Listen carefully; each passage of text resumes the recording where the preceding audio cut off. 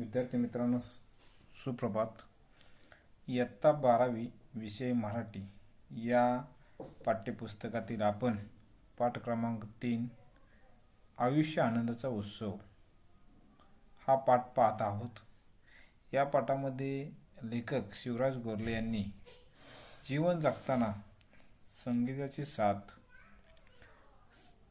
किंवा आनंद कसा घ्यायचा, मग वेगवेगळ्या असणाऱ्या गोष्टीचे वेगवेगळे उदाहरणं त्यांनी आपल्याला दिलेले आपण ते बघितलेले आहेत. खरा आनंद कशात आहे हे मानवाला आजपर्यंत कळलं नाही. आनंद हा कानाकानाने आपल्याला भेटत असतो, पण आपल्याला टनाटनाने हवा असतो. हे सुद्धा लेखकाने यामध्ये दाखवून दिलेलं आहे. आनंद हा निसर्गामध्ये एवढा भरून राहिलेला आहे, तो मानवाला घेता येत नाही. मग लेखक सांगतात, एखाद्या कार्यक्रमाला गेल्यानंतर मानवी जीवन कशा पद्धतीनं जीव जगत असतो. वर्तमान काळात जगायचं असेल तर जगण्याविषयीचे प्रेम, जगण्याविषयीचे हौस, हे हौसच नसेल तर आज आपण आजचं काम उद्या करू असं म्हणत गेलेलो असतो. बघा की आपल्याला लेखक सांगतात, एखाद्या गाण्याच्या कार्यक्रमाला आपण जातो, त्यात पूर्ण रंगून जातो का? कार्यक्रम संपल्यावर रिक्षा मिळेल का नाही याची चिंता करत बसलो तर गाण्याचा आनंद कसा घेणार? यासाठी आत्ताच्या क्षणात जागा याचा सोपा अर्थ म्हणजे या क्षणी उत्कटेने जे करावेसे वाटते आणि जे शक्य आहे ते करा. पावसात भिजावंच वाटतं ना, मग भिजा. लोक काय म्हणतील याचा विचार करू नका. असा विचार करत बसला की तो क्षणही गेला आणि आनंदही गेला. मग लेखक सांगतात, जो आनंद आहे तो आनंद लेखक सांगतात की जो आनंद आहे, आपण कार्यक्रमाला गेलाय पण कार्यक्रम संपल्यावर आपला रिक्षा मिळेल का, आपण घरी वेळेत पोहोचेल का, आणि ते आपली ही याची चिंता आपण करत बसलो असतो. त्या कार्यक्रमाचा किंवा गाण्याचा आनंद आपण घेत नाही. म्हणजे आपण आनंद कसा घ्यावा? प्रत्येक क्षणी प्रत्येक ठिकाणी आनंद असतो, पण तो आपण घेऊ शकत नाही. आपण सतत आत्ताच यासाठी आत्ताच्या क्षणाचा आपण विचार कधीही करत नाही. याचा सोपा अर्थ म्हणजे क्षणी उत्कटने जे करावेसे वाटते त्याने तेच शक्य आहे. समजा आपल्याला पावसात भिजावं असं वाटतं तर भिजलं पाहिजे. लोक काय म्हणतील विचार करत जर बसलो आपण तर तो क्षणही निघून गेला असेल. खरा आनंद टिकावा आनंद हा अंतरंगातून येतो. बाह्य यश वैभव मिळवण्यातही आनंद असतो, पण जर तुम्ही या दुःखी असाल, उदास असाल तर बाह्य यश तुम्हाला आनंद देऊ शकत नाही. स्वतःबद्दल छान वाटत नाही, समाधान होत नाही. तेव्हा माणूस एक चुकीचा निष्कर्ष काढतो. त्याला वाटतं मला अजून काहीतरी मिळायला हवं, ते मिळालं तरच मला आनंद वाटेल. हीच गलत होते. अशा वेळी त्यानं बाहेर नव्हे आत डोकावायला हवं. एवढं मिळूनही मी आनंदात का नाही? मला अंशतः का वाटत आहे? मला नेमके काय हवे आहे? अशा वेळी उत्तर मिळू शकतं, मला विरंगुळा हवा आहे, मला बायका मुळात रमायला हवं, मला मित्राशी जीवाभावाशी बोलायला हवं, मला लिहायला हवं, मला लँडस्केप करायला हवेत. तुम्ही आनंदी नसता त्यावेळी आणखी काही मिळवणं, अधिक पैसा कमवणं, अधिक नाव कमवणं हे त्यावर उत्तर नसतं. आपल्याला काय हवं ते शोधणं हेच उत्तर असतं. आणि जर खरोखरच हवं असतं ते आपल्याजवळ असतंच. आनंद, प्रेम, शांती, समाधान हे सगळं अंतरंगातच असतं. त्या अंतरीच्या आनंदाशी नातं जोडणं हेच आपली खरी गरज असते. हे नातं जोडणं अगदी सोपं असतं. आनंद जर आणता येत असेल तर तो मिळवायचा कशाला, असं काहींना वाटतं. एक साधं उदाहरण घेऊ. जे रोज ताटात येतं ते आपण आवडीने खायला हवं. अगदी झुणका भाकर आली तरी अन्न हे पूर्ण ब्रह्म म्हणतात. ते खरंच आहे, पण याचा अर्थ आयुष्यभर झुणका भाकर खाऊन दिवस काढावेत का असा थोडाच होतो. बघा, लेखक सांगतात की ज्या वेळेस आपण खरा आनंद घेत असतो, म्हणजे आनंद अंतरांगात आहे. बाह्य यश वैभव मिळवण्यातही आनंद असतो, पण आपण जर दुःखी असेल, उदास असेल तर तुम्हाला आनंद मिळू शकणार नाही. जेव्हा भरपूर सुख वैभव मिळवूनही माणसाला आनंद मिळत नाही. स्वतःबद्दल छान वाटतं. एकाने वेगवेगळे उदाहरण त्यासाठी दिलेत की आपण चुकीचा निष्कर्ष काढत चाललोय. मला जे मिळालेलं आहे, मिळायला हवं होतं, ते मिळाल्याचा आनंद हे गलत होतंय. त्यामुळे बाहेरून नव्हे तर आपल्या आतमध्येच आनंद हवा. आपण आतमध्ये डोकायला हवं. आनंदात का नाही हा विचार आपण स्वतःला करावा असतो. अशांत अस्वस्थ का वाटत आहे, याचं नेमकं काय हवं असतं, अशा वेळी उत्तर मिळू शकत नाही.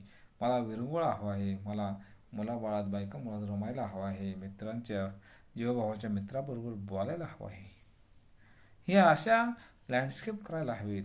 तुम्ही अगदी आता आनंदी नसता त्यावेळी काहीतरी अधिक पैसा कमवणं, अधिक नाम कमवणं, ह्यावर त्याचं उत्तर नाही आहे असे लेखक सांगतात. कारण आपल्याला खरोखरच उत्तर हवं असेल तर आपल्याजवळ असतं तोच आनंद, प्रेम, शांती, समाधान, हे सगळं अंतरंगात आहे.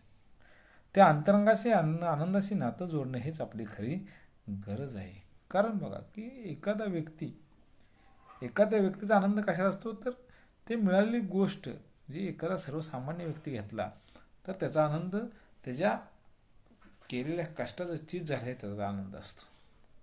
लेखकाने उदाहरण दिलं आहे की जर रोज ताटात झुणका भाकर आली तर त्यात अन्न हे पूर्ण ब्रह्म आहे म्हणतात, पण ते आपण आवडीने ते खाल्लं पाहिजे. पण आयुष्यभर झुणका भाकरच खाल्ली पाहिजे का, असं थोडे दिवस काढावेत असं थोडंच असतं.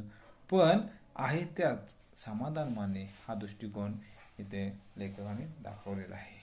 अधिक सुखाचे मी सुखाचे म्हणतोय दिवस यावेत, गोडधोड खावे असं वाटणं गैर आहे का. गोडधोड हे सुद्धा पूर्ण ब्रह्मच आहे असते की. कष्टाची भाकर गोड लागते यात शंका नाही, पण कष्ट गोडच लागतं की.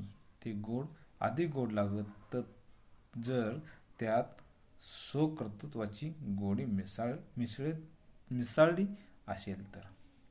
बघा, लेखक सांगतात की अधिक सुखाचे आपण म्हणतो, अधिक सुखाचे मी सुखाचे म्हणतोय दिवस यावेत, गोडधोड खावेत वगैरे आहे, पण गोडधोड हे सुद्धा कसं आहे, ते अन्नच आहे, पूर्ण ब्रह्मच आहे.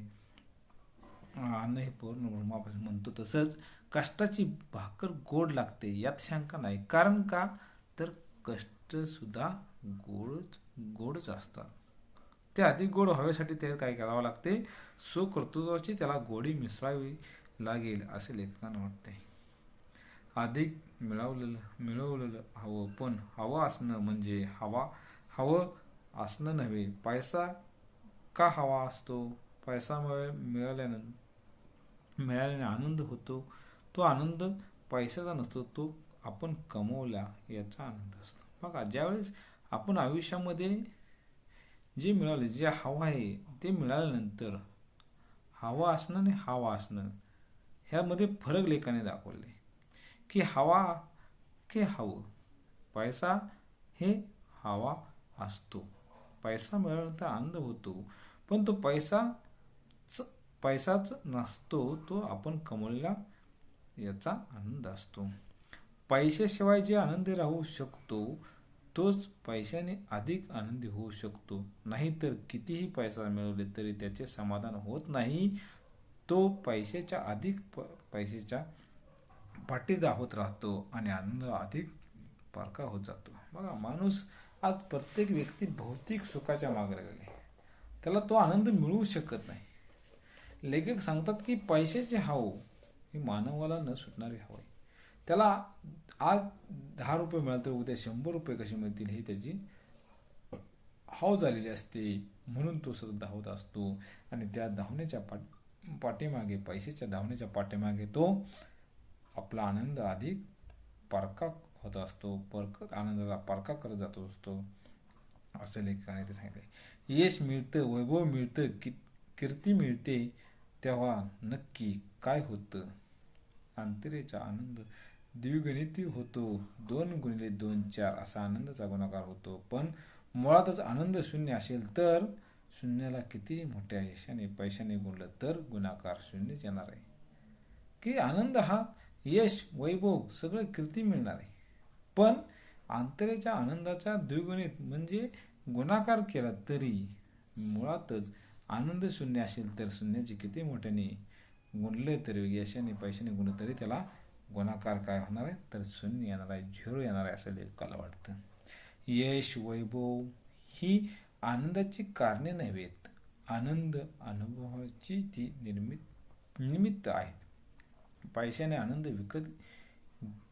घेता येत नाही. खरा आनंद विकाऊ नसतोच, टिकाऊ असला तर तो खरा आनंद आहे.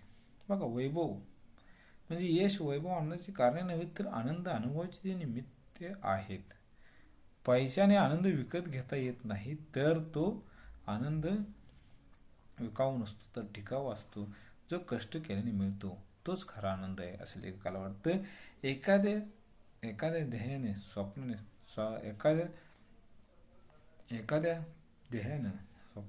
झपाटून जाणं आणि त्यातून पूर्तीसाठी झटून प्रयत्न करणं हेच माणसाचं जगणं आहे.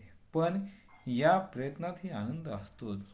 तो घेता आला की आनंदासाठी वेगळा प्रयत्न करावा लागत नाही. बघा, ध्येयाने, स्वप्नाने झपाटून जाणं आणि ती पूर्ततेसाठी झटून प्रयत्न करणं हा माणसाचा जगण्यामधला एक वेगळा आनंद असतो असं लेखकाला इथं जाणून द्यायचे. कारण आनंदासाठी प्रयत्न करावा लागत नाही तर तो आनंद आपोआप मिळत असतो. आनंदी आयुष्यासाठीच एक सोपं तत्व आहे.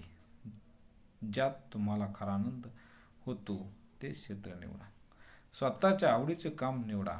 केवळ आईवडिलांची इच्छा म्हणून मुलाने डॉक्टर होऊन काय साधतं त्यात वाटतं आपण आईवडिलांच्या आनंदासाठी हे केलं. पण जेव्हा आईवडिलांना जाणवतं की मुलगा खरा आनंदी नाही तेव्हा शेवटी तेही खालावतातच. बघा, लेखक सांगतात की ज्यावेळेस एक सोपं तत्व सांगितलंय, ज्यामध्ये तुम्हाला आनंद वाढतो ते क्षेत्र निवडा.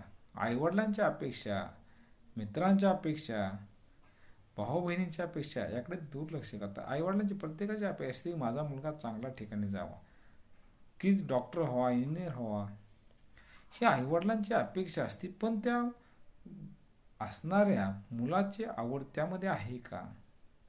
आईवडिलांच्या आनंदासाठी आपण त्या क्षेत्रामध्ये जावं हे मुलाला कधीही जाणवत नसतं. पण आईवडिलांना दुःख न होता त्यांना आनंद व्हावा म्हणून ते क्षेत्र निवडत असतो. पण शेवटी त्या मुलाच्या सर्व गोष्टी समजल्यानंतर त्यांना सुद्धा ते मनाला खात असतात असे लेखकाने दाखवून दिले. ज्यात तुम्हाला खरा आनंद वाटतो तेच काम करा. अर्थात काही वेळ हे शक्य नसतं, हवं तेच काम मिळतं. बघा, जीवनामध्ये आपल्याला ही गोष्ट मिळाली पाहिजे, मी मोठा अधिकारी होईल, मोठा इंजिनियर होईल, मोठा डॉक्टर होईल किंवा कलेक्टर होईल अशी स्वप्न आपण असतो. पण खरा आनंद ज्यामध्ये आहे तेच काम करा. अर्थात काही वेळ शक्य ते नसतं, पण हवं तेच काम आपल्याला मिळत असतं असं लेखकाने दाखवून दिले. असं नाही, पण अशा वेळी जे काम करायचं आहे त्यात आनंद घ्यायला शिकणं हे शक्यच असतं. कुठल्याही कामात आनंद घ्यायचे पुष्कळ युक्त्या असतात. तुमच्यासारखं काम करणारे इतर कित्येक जण असतात. मजेत काम कसं करू शकतात हे जाणलं तर तुम्हीही हसत आनंदात काम करू शकाल, यश मिळवू शकाल. शांतताने आनंद वृत्तीने काम केलं तर यश मिळत जातं. मिळणाऱ्या यशामुळे आत्मविश्वास, उत्साह वाढतो, अधिक आनंद होतो. त्यामुळे पुन्हा अधिक यश, अधिक आनंद, अशा आनंदाच्या चक्रवाढीवर आयुष्याचे चक्र फिरत राहतं. आयुष्य हा संघर्ष राहत नाही, ते एक सततची संधी वाटते. आनंदाचा उत्सव वाटत असतो, असे लेखकाला वाटतं. मग लेखक सांगतात की ज्यावेळी आपण एखादं काम करायचं आहे, त्यात आनंद आपण घेतला पाहिजे. कुठलंही काम आनंदाने घ्यायचं असतं. त्यामध्ये पुष्कळ अशा युक्त्या, कल्पना आहेत की तुमचे काम करण्याची कित्येक असते. मजेत काम करू शकतात. ते त्याला तुम्ही आनंदात काम करू शकाल, यश मिळवू शकाल. शांतताने, आनंदी वृत्तीने काम केलं तर आपल्याला यश हे 100% मिळत असतं. हे मिळणाऱ्या यशाचा आत्मविश्वास, उत्साह वाढत असतो, अधिक आनंद होत असतो. त्यामुळे पुन्हा अधिक यश, अधिक आनंद, आनंदाच्या चक्रवाढीवर आयुष्याचे चक्र फिरत असतं. आयुष्य हा संघर्ष राहत नाही, तर ते एक सततची संधी वाटते. आनंदाचा उत्सव वाटत असतो. मग आयुष्य हे सतत संधी आहे, म्हणजे सतत संधी. या आनंदी वृत्तीमुळे आपण संधी साधत असतो. हा दृष्टिकोन लेखकाने शिवराज गोरले यांनी या पाठामध्ये आयुष्याचा आनंद कसा आहे हा वेगवेगळ्या उदाहरणाद्वारे लेखकाने पटवून दिला आहे. तर विद्यार्थी मित्रांनो, या पाठामध्ये आयुष्य जगताना आयुष्य कसं आनंदाने जगलं पाहिजे हा दृष्टिकोन या पाठामध्ये त्यांनी दाखवून दिलेला आहे. या पाठामध्ये विचारलेल्या कृती असतील, व्याकरणाचा भाग असेल, किंवा रिकामा जागा असतील, किंवा तुम्ही कृती तयार करायची, या कृतीमध्ये आपल्याला धड्याखाली विचारलेले प्रश्न असतील, त्या प्रश्नाच्या आधारे तुम्ही स्वमत, अभिव्यक्ती किंवा आपला उपक्रम या पाठ संपलेला आहे ते आपल्या वहीमध्ये लिहून ठेवायचे. आणि जे प्रश्न असतील, ज्या अडचणी असतील, ते तुम्ही आपल्या असणाऱ्या व्हॉट्सअपच्या ग्रुपद्वारे तुम्ही मला विचारलं तरी चालू शकते.